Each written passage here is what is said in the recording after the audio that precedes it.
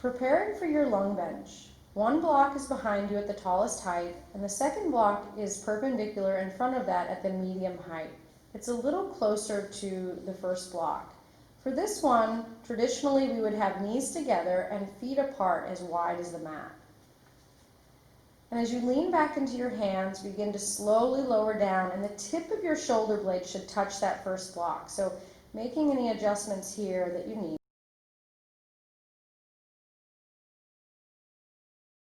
Okay. Adjusting the block where it's flat as possible. The top of that first block should be at the base of your skull, that occiput here.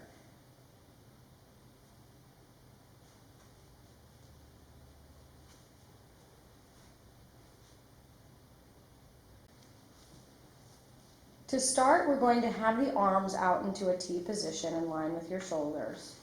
And just making sure you have no sharp pain or discomfort in this position. If so, you can play with the position of your feet, bringing your feet closer toward your sit bones or further away, feet closer together or wider out.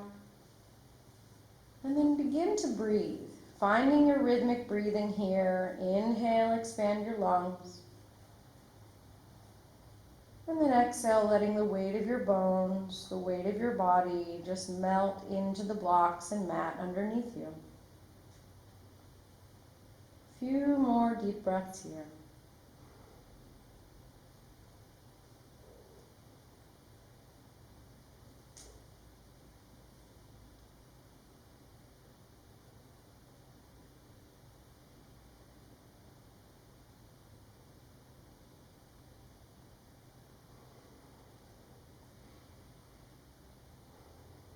Changing the arm position, take both hands and bring them across your belly and clasp your elbows.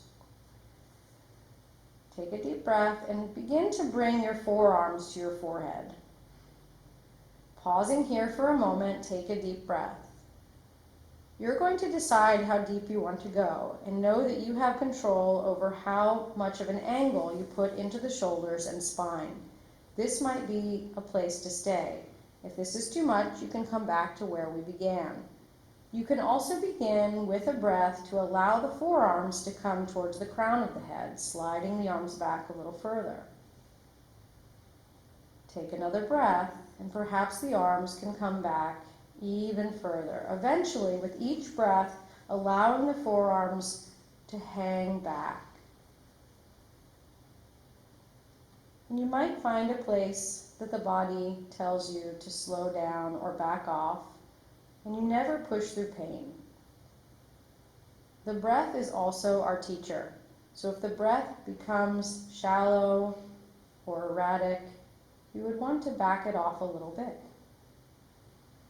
Taking a few more moments here, breathing into this. Nice deep inhalations and nice deep exhalations.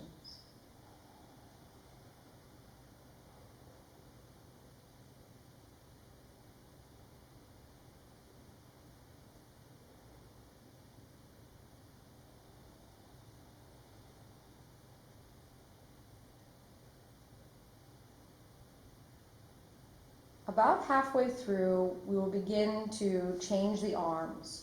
So just bring the forearms back to your forehead for a moment and switch the arm that's on top.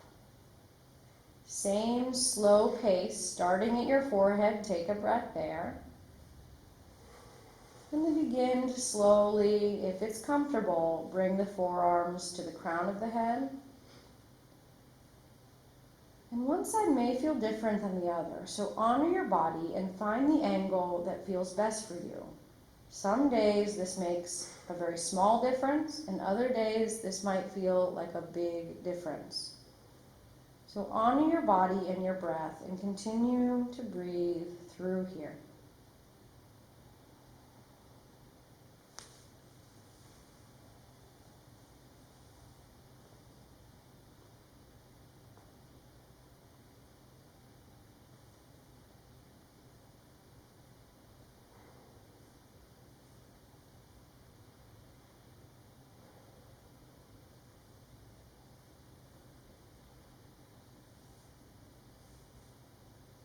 Slowly coming out of the pose, You'll begin by bringing the forearms to the forehead and pause, taking a breath at each stage. Take a deep breath here. And then bringing your forearms over the torso and take a nice deep breath there.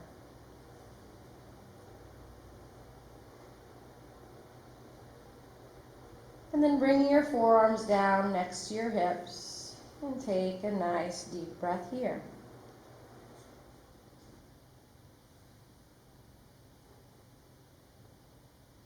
From this position, you'll begin to lift your head first and prop yourself up onto the forearms and elbows.